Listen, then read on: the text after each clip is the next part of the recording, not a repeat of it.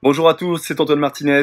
Je suis coach en nutrition et expert en perte de poids. Je me spécialise dans les transformations physiques. Je vous invite à mettre un petit pouce en bas de la vidéo et à vous abonner à ma chaîne YouTube pour avoir encore plein d'informations concernant mes 3 piliers fétiches, le lifestyle, la nutrition et l'entraînement. Dans cette vidéo, je vais aborder un point pour moi qui est le plus important. En parlant de perte de poids, avant de parler de perte de poids, il faut savoir pourquoi en fait on prend du poids. On est depuis qu'on est tout petit conditionné, on nous met des idées en tête qui sont fausses. On nous balance, mais c'est pas méchant, c'est pas une méchanceté, c'est juste un constat en fait.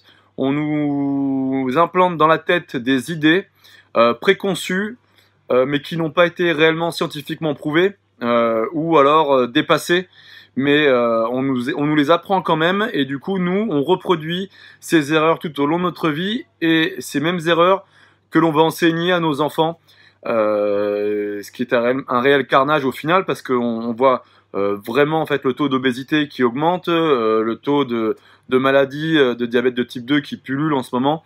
Et je pense que là, il faut mettre un petit peu les points sur les i. Et aujourd'hui, on peut le dire, on est en surconsommation permanente, et tout particulièrement en surconsommation de sucre permanente. Si aujourd'hui je devais prendre l'un d'entre vous et lui demander de faire une analyse de son mois, de noter tout ce qu'il mange matin, midi, soir au goûter, et que on se poserait ensemble au bureau, je lui dis voilà, écoute, maintenant je vais stabiloter tout ce que tu manges et qui est sucré. Je pense honnêtement que je pourrais stabiloter plus de 80% de tout ce qu'il a mangé dans le mois. Nous sommes en surconsommation permanente de glucides, donc de sucre. En fait, il y en a partout, mais on ne le sait pas vraiment parce qu'au final, on ne sait pas vraiment lire les étiquettes, et on nous dit toujours il y a les bons sucres, les mauvais sucres, alors qu'en fait, un sucre reste un sucre.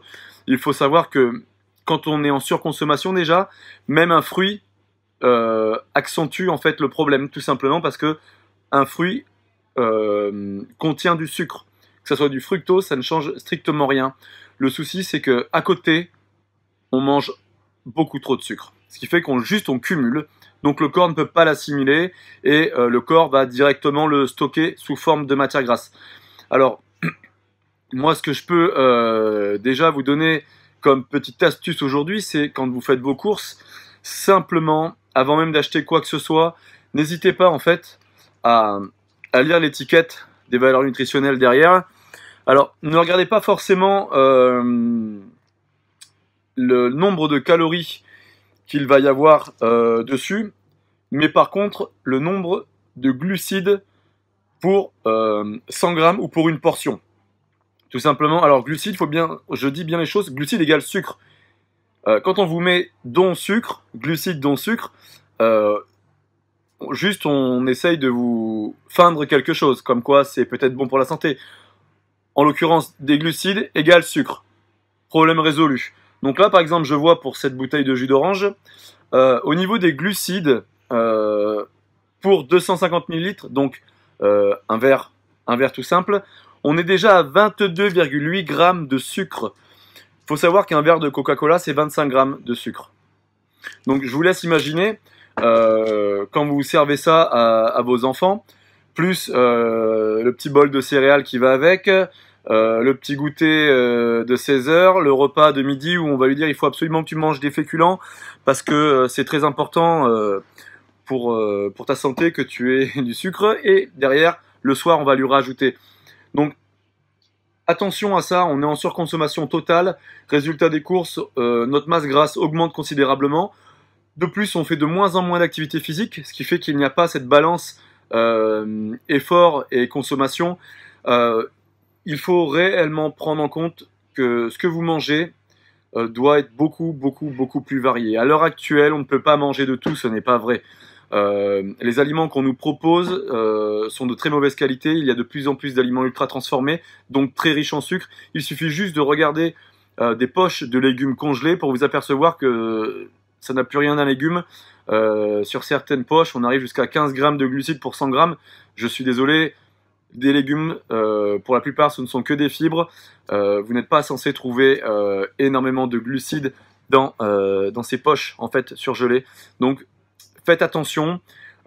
Idéalement, ça dépend réellement de votre travail. Si vous avez un travail réellement très intense, ou alors que vous êtes sportif de haut niveau, effectivement votre consommation en glucides va avoir son importance. Or, si vous passez votre journée le cul derrière un bureau, clairement votre consommation énergétique est proche de zéro. Donc à partir de ce moment-là, vous allez stocker de la masse grasse. Donc attention à votre surconsommation de glucides.